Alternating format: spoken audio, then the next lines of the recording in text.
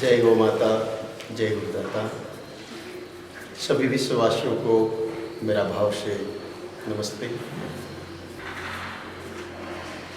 इस संसार में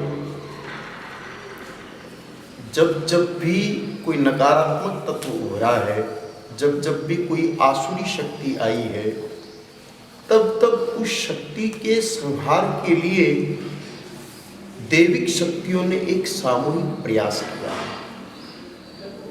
जैसे राक्षसों का आतंक जब बढ़ा, भगवान शिव ने प्रयास किया, राक्षस समाप्त नहीं हुए।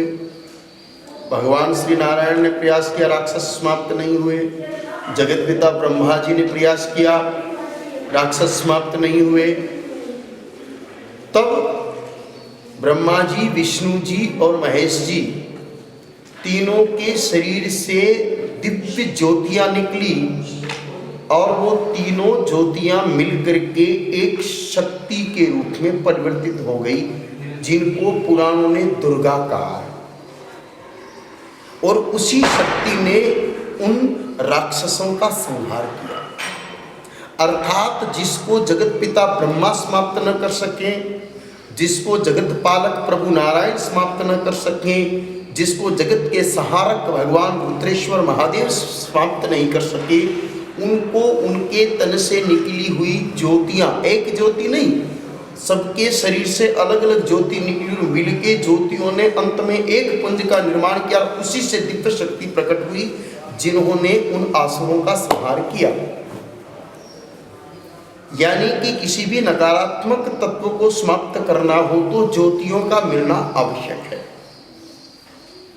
इसी बात पर विचार करते हुए शायद हमारे देश के माननीय प्रधानमंत्री जी ने आज रात को 9 बजे से लेकर के और 9:09 तक लगातार 9 मिनट तक सभी को ज्योति प्रज्वलित करने का आग्रह किया है।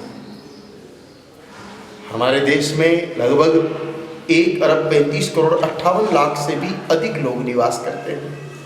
अगर प्रत्येक व्यक्ति आज एक एक ज्योति जगाए, जब 3 देवताओं के तन से निकली ज्योतियों से आसुरों का विशाल समूह समाप्त हो सकता है, तो 1,35,58,00,000 लोगों के हाथ में अगर दिया प्रज्वलित हो जाए, ज्योति प्रज्वलित हो जाए, तो उसके माध्यम से विश्व भर में फैले हुए कोरोना रूपी असुर का नाश किया जा सकता है। इसको केवल आत्मविश्वास जगाने की प्रक्रिया मात्र नहीं समझे। निश्चित रूप से जब इतने लोग ज्योति जलाएंगे, एकता का प्रदर्शन करेंगे, तो आत्मविश्वास तो बढ़ेगा ही। और जब आत्मविश्वास बढ़ता है तो शरीर की रोग प्रतिरोधक क्षमता भी बढ़ती है, और शरीर की रोग प्रतिरोधक क्षमता बढ़ती है तो बीमारी से लड़ने की ताकत बढ़ती है। ये तो सत्य है ही, लेकिन केवल इसके पीछे इतना ही भाव नहीं है। आत्मविश्वास के साथ साथ उन ज्योतियों की शक्ति से इस विषाणु के नाश का वैज्ञानिक, आध्यात्मिक और परंपरागत आधार भी है। अगर हम सब लोग, अधिकाधिक लोग गोघृत का दिया जलाएं, जिनके पास नहीं है वो तिल के तेल का जलाएं, सरसों के तेल का जलाएं, ये व्यवस्था भी नहीं है वो मोमबत्ती जलाएं, ये व्यवस्था भी नहीं है वो टॉर्च जलाएं, मोबाइल की लाइट जलाएं। लेकिन मोबाइल की लाइट अंतिम विकल्प है, टॉर्च दूसरा विकल्प है, मोमबत्ती तीसरा विकल्प है। लेकिन सबसे प्रथम तो है गोघृत का दिया। जिन जिन लोगों के पास भारतीय नस्ल का देसी गोवंश मौजूद है, वेद लक्षणा गोमाताएं जिनके पास मौजूद है, और जो हाथ के पिलोने से वैदिक रीति से गाय माता का घी तैयार कर रहे हैं, वो लोग तो उसी घी से दिया जलाएं। विज्ञान भी इस चीज को मानता है। कई वैज्ञानिकों ने ये कहा है कि 1 तोला अर्थात 10 ग्राम गाय माता का घी अगर जलाया जाए तो 1 टन वायु शुद्ध हो जाती है। जब घी जलेगा, वायु शुद्ध होगी, शुद्ध वायु फेफड़ों में जाएगी, क्योंकि विज्ञान कह रहा है कि कोरोना सबसे अधिक लंग्स को प्रभावित करता है। गले में जाकर के फिर वो फेफड़ों में प्रवेश करता है, फेफड़ों को हाईजैक करके श्वसन क्रिया को अवरुद्ध करता है, उसी से मृत्यु होती है। तो जब शुद्ध वायु जाएगी तो ये बीमारी कम प्रभावित कर पाएगी, फेफड़ों को बल देगी। तो जब 1 तोला घी जलने से 1 टन प्राणवायु शुद्ध होती है, तो देश में 1,35,58,00,000 दिए अगर गौग्रत से जल जाए तो संपूर्ण विश्व की वायु को शुद्ध करने की क्षमता प्राप्त हो सकती है। इसलिए प्रथम प्रयास तो यही करें कि आप गोग्रत का दिया जलाएं। अगर आपके पास गाय माता है, आप तो जलाएं, अपने 5 पड़ोसी इधर और 5 पड़ोसी इधर, यानी कि आपके अतिरिक्त 10 पड़ोसियों को भी वो घी प्रदान करें। उस दिन आपको खाने में दिक्कत आएगी तो आए, कोई दिक्कत नहीं है, लेकिन आप कम से कम 10 पड़ोसियों को घी दे कि वो भी गोग्रत का दिया जलाएं। जिनके पास घी उपलब्ध नहीं है वो प्रयास करें कि कहाँ गोग्रत उपलब्ध हो रहा है, उनसे मिले।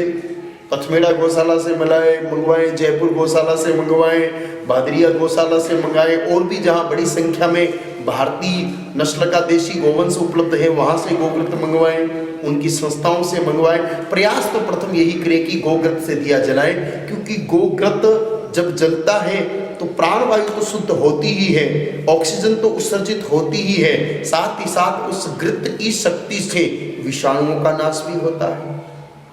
तो आप प्रयास यही करेंगी ज़्यादा से ज़्यादा गाय माता के घी का दिया जलाएं। जिनके पास गोग्रत नहीं है वो तिल या सरसों के तेल का दिया जलाएं।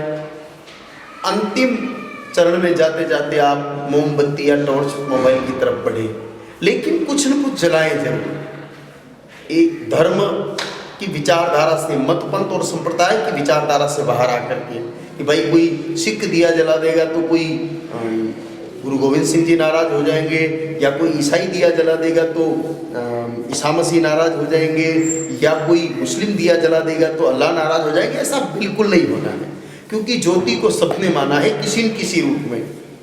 सबने ज्योति को माना है, क्योंकि सिख भी प्रकाश पर्व मनाते हैं, ईसाई भी मोमबत्ती जलाते हैं, इस्लाम में भी चांद और तारे के प्रकाश का विशेष महत्व है। यानी कि प्रकाश का सभी धर्मों में महत्व है। तो इसको किसी एक धर्म से न जोड़ करके वैश्विक शक्ति, सभी धर्म की सामूहिक शक्ति के रूप में देख करके सभी धर्म के लोग आज रात्रि को 9 बजे दिया जला करके और इस कोरोना से लड़ने की, कोरोना रूपी राक्षस से लड़ने की सामूहिक शक्ति को प्रज्वलित करें, ताकि प्रत्यक्ष रूप में भी कोरोना के विषाणु समाप्त हो, शुद्ध हवा जाकर के रोग प्रतिरोधक क्षमता बढ़े और आत्मविश्वास जगे, जिससे हम सामूहिक रूप से इस बीमारी का खात्मा कर सकें। तो पुनः आप सबसे यही आग्रह कि आप माननीय प्रधानमंत्री जी की बात को मानते हुए, हमारे आग्रह को स्वीकार करते हुए सभी अधिक से अधिक दिया जलाएं। तमसो मा ज्योतिर्गमय। ओम शांति शांति।